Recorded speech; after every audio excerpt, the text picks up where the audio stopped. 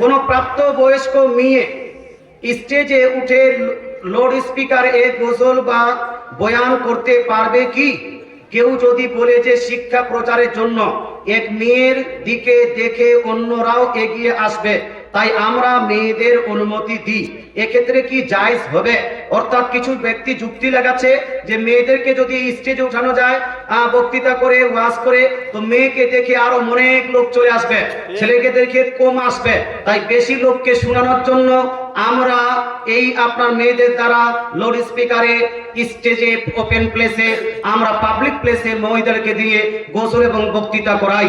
এই লজিকটা এমনি হবে যে হুজুর আমাদের জালসাতে লোক হয় না, এই জন্য আমরা বক্তাকে না ডেকে একটা ছেলে আর একটা মেয়েকে ডেকে স্টেজে কাউয়ালি করিয়েছি, ঢোল তাবলা বাজিয়েছি, নাচ গান করেছি, যাহাতে লোক বেশি হয়।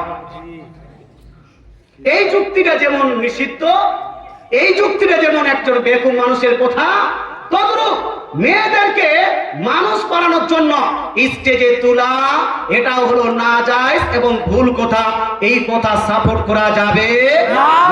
বাচ্চা যদি মেয়ে যদি সাবালিকা হয়, বাচ্চা মেয়ে যদি প্রাপ্তবয়স্কা হয়, তাহলে এই মেয়েকে এইরকম স্টেজে যেখানে ছেলে মেয়ে সবাই থাকে এইরকম স্টেজে চাপানো এবং তার মাধ্যমে গোসল গাওয়ানো, তার মাধ্যমে বক্তৃতা করানো, এটা টোটালি নিষিদ্ধ, না জায়েজ, চলবে না। এইরকম জালসাকে বাইকাট করতে হবে। যদি এইরকম কেউ জালসা করে, এই জালসাকে বাইকাট করতে হবে। এইরকম কেউ যদি মৌলবি যুক্তি লাগায়, এই মৌলবি সাহেবকে বাইকাট করতে হবে। না, মুসলমান এটা জায়েজ নয়। এইগুলো আপনারা যদি জায়েজ করতে যান তো অনেক উল্টোপাল্টা শরীয়তে হয়ে যাবে। তাই ভাই আপনাদের মধ্যে ছোট্ট বাচ্চা যদি হয়, এখনো ছোট বাচ্চা 2-3 বছর বয়স বা 4-5 বছর বয়স মেয়ে, ছোট্ট বাচ্চা, এই ছোট্ট বাচ্চারা যদি নাচ করে তাহলে এটা হলো জায়েজ। আমার রাসূলুল্লাহ ছোট্ট বাচ্চাদের কাছে গোসল নাচ শুনেছেন, হাদিসে প্রমাণ আছে। সুবহানাল্লাহ। কিন্তু বাচ্চা হতে হবে, ওই ম্যাচুরড এডাল্ট যদি হয় তাহলে চলবে না। আল্লাহ তাআলা আমাদের বুঝার তৌফিক দান করুক, আমল করার তৌফিক দান করুক। এগুলো হলো যুক্তি, ভুল যুক্তি, এই যুক্তি দিয়ে ইসলাম চলবে না। আচ্ছা।